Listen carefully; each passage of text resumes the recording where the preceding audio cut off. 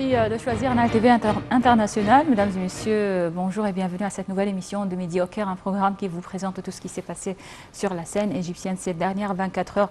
On va commencer donc par l'actualité et les Jeux Olympiques de Tokyo, plus précisément le handball et l'Égypte qui a été battue il y a donc quelques moments par l'Espagne, 31-33. L'Espagne a donc remporté la petite finale des Jeux Olympiques de Tokyo face à l'Égypte 33-31 et a décroché donc la médaille de bronze. C'est une déception pour l'Égypte qui espérait remporter sa première médaille olympique en handball et malgré tout, les handballeurs égyptiens signent leur meilleure performance dans l'histoire des JO. En 2016, il avait terminé 9e et n'avait pas été qualifié pour les Jeux en 2012.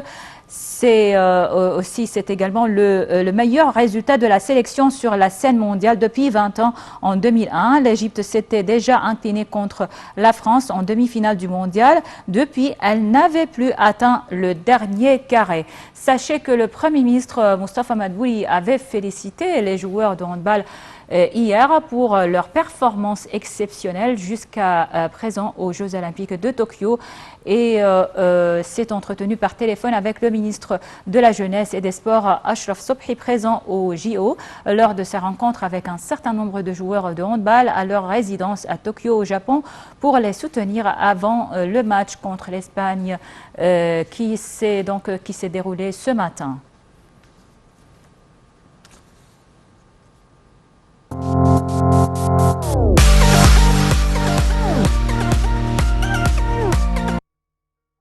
On parle toujours des Jeux Olympiques de Tokyo. Cette fois, on parle du karaté. L'Égyptienne Gianna Farouk s'est qualifiée pour la demi-finale en comité dans la catégorie des moins de 61 kg femmes de karaté aux Jeux Olympiques de Tokyo.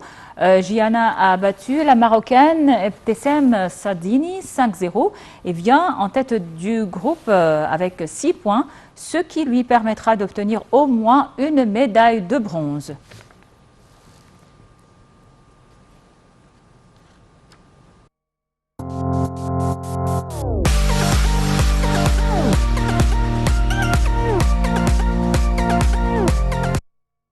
Parlant tourisme donc et égyptologie et l'événement l'événement le plus important de ces dernières 24 heures, c'est le transfert de la première barque de Khéops au Grand Musée égyptien. La première barque de Khéops découverte en 1954 a été transférée à l'aube de la zone des pyramides au Grand Musée égyptien, moyennant une voiture télécommandée importée spécialement de la Belgique pour transporter la barque. Le processus de transfert de la barque vers le Grand Musée égyptien a pris environ 10 heures. Regardons donc les détails sur le transfert de la barque solaire de Khéops dans ce commentaire. Le processus de transfert de la barque de Khéops a duré environ 10 heures, car la longueur du trajet de la barque depuis son emplacement actuel, à côté de la Grande Pyramide jusqu'au Grand Musée, est de 7 à 8 km. Le processus de transfert vise à préserver le monument le plus ancien et le plus important de l'histoire de cette taille, car il sera exposé au Sandboat Museum d'une superficie de 1,4 000 m² qui est équipé des dernières technologies scientifiques situées dans la cour extérieure autour du Grand Musée. L'idée de transférer le bateau de Khofu est venue au général de division Atif Moufter, le superviseur général du projet du Grand Musée et des environs, qui a présenté cette idée au président Abdel Fattah el-Sisi le 28 mai 2019, qui est venu comme un résultat que l'ancien bâtiment du musée du bateau, qui a été construit il y a plus d'un quart de siècle, cache le côté sud de la Grande Pyramide. Et cela a clairement conduit à une distorsion visuelle de la zone archéologique. L'une des raisons du transfert du bateau de Khéops est également qu'il est situé dans un bâtiment dépourvu d'une méthode d'exposition muséale distinguée, ce qui convient à l'importance et au statut de ce monument unique, en plus du fait que l'ancien bâtiment n'est pas équipé des installations et services qui permettent l'accueil de personnes ayant des capacités spéciales.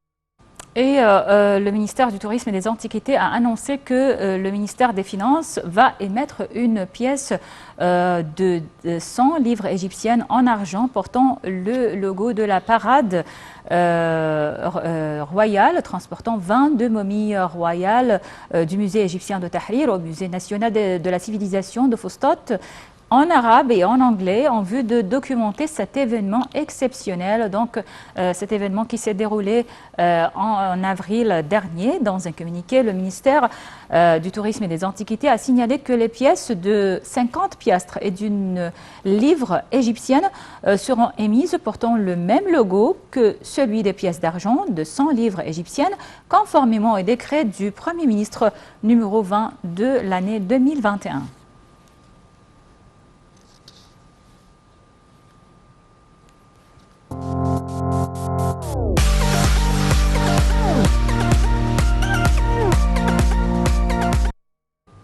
L'Égypte a célébré hier le 6 août le 6e anniversaire de l'inauguration du nouveau canal de Suez, ce projet historique d'élargissement du canal achevé en un an. Ce projet qui a permis de doubler le trafic sur cette artère et a renforcé son importance stratégique sur la scène mondiale. Regardons ce commentaire. La particularité du canal de Suez émane du fait qu'il est l'un des plus longs canaux maritimes au monde. Près de 12% du commerce mondial transite par cette artère stratégique. Il dessert 4 routes maritimes entre l'ouest et l'est, la plus importante étant Shanghai-Rotterdam. Par ailleurs, il représente la 4e source de devises étrangères pour l'Égypte, avec des revenus ayant totalisé 5,8 milliards de dollars en 2019-2020. Le canal est également l'une des plus importantes sources de revenus non fiscaux dans le budget égyptien à l'heure où les transferts des Égyptiens à l'étranger ont atteint 36 milliards de dollars. Il accumule les plus hauts revenus en comparaison aux organismes économiques publics qui sont au nombre de 55. Avec l'augmentation de l'importance du canal de Suez, l'État égyptien a adopté différentes stratégies en accord avec l'évolution du commerce mondial. Ces stratégies ont 2 volets. Le premier consiste à adopter des mesures préventives pour éviter les problèmes avant qu'ils ne surviennent. Le second exige que toute démarche soit prise par les 2 entités responsables de la gestion du canal, à savoir l'organisme du canal de Suez, responsable de la gestion de la voie maritime, et la région économique du canal de Suez, SC Zone, responsable de la gestion des ports et des régions industrielles et logistiques longeant les 2 rives du canal. L'annonce du projet du nouveau canal de Suez visait à anticiper les élargissements qui étaient opérés au canal de Panama pour accroître sa capacité d'assimilation des navires à 100 000 tonnes, alors qu'auparavant il accueillait des navires de 80 000 tonnes seulement. Ainsi, le nouveau canal est un concurrent du canal de Panama, surtout au niveau de la ligne Hong Kong-New York, qui nécessite 31 jours et 3 heures à traverser le canal de Panama et 32 jours et 5 heures pour traverser le canal de Suez. L'élargissement du canal a réduit le temps consacré au voyage de 6 heures et a augmenté la capacité d'assimilation des navires. Toutes ces évolutions se sont répercutées sur le canal de Suez, augmentant le volume du trafic qui a atteint en 2018 environ 18 100 navires et en 2019 environ 19 000. Alors qu'entre 2012 et août 2015, avant l'inauguration du nouveau canal, le volume du trafic avait atteint 17 000 navires seulement. Le poids moyen des cargaisons dans les 4 années qui ont suivi le percement du canal est passé de 950 millions de tonnes par an à 1,9 milliard de tonnes. Quant au poids moyen des cargaisons par jour, il était de 2,6 millions de tonnes en 2014 et il est passé à 3,3 millions de tonnes en 2019, soit une hausse moyenne de 25% avant que la pandémie ne bouleverse l'économie mondiale en janvier 2020.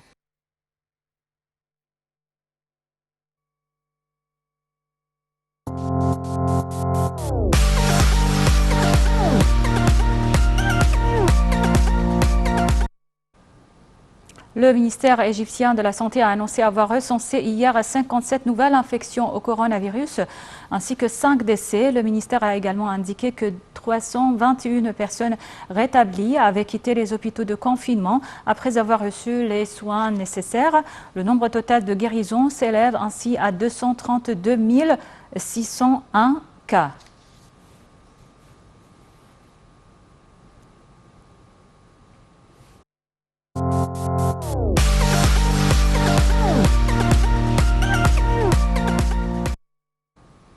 La ministre du Commerce et de l'Industrie, Nevin Gemma, s'est entretenue vendredi avec l'ambassadeur du Sultanat d'Oman au Caire, Abdallah Al-Rahbi, du renforcement de la coopération bilatérale dans les domaines divers. Madame Nevin Gemma a indiqué que les discussions avaient porté sur les moyens de promouvoir la coopération économique, affirmant que son ministère tenait à assurer toute forme de soutien aux sociétés omanaises opérant sur le marché égyptien et à aplanir les obstacles endiguant les échanges commerciaux entre les deux pays. La ministre a dit avoir également abordé la possibilité de tenir des pourparlers avec son homologue par visioconférence pour examiner les opportunités d'investissement et renforcer les liens entre les milieux d'affaires égyptiens et omanais, soulignant la nécessité de réactiver le rôle du Conseil d'affaires conjoint afin d'accroître les échanges commerciaux dans la période à venir. Le sultanat a fait savoir le diplomate veille à trouver des perspectives d'investissement et à consolider la coopération économique avec l'Égypte dans le cadre de la vision de la direction politique omanaise Oman 2024 qui insiste entre autres à affermir les relations fraternelles entre le pays et les États arabes.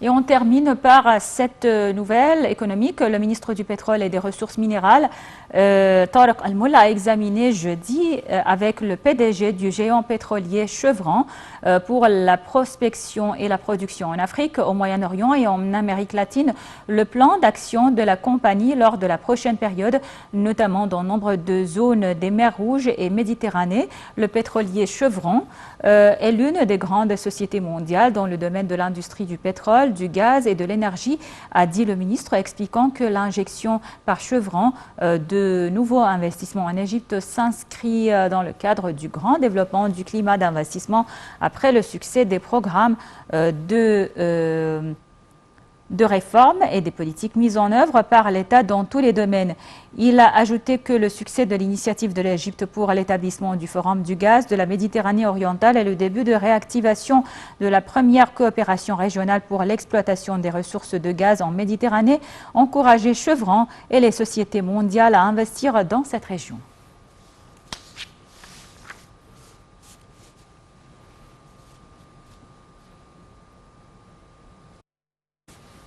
Bon, c'était donc tout pour cette émission de Midi au Caire. Merci pour votre attention. Je vous laisse avec la suite de nos programmes en langue française qui se poursuivent jusqu'à 13h heure locale du Caire. Donc les programmes en langue anglaise prennent la relève juste à 13h heure locale. Merci pour votre attention et passez une excellente journée.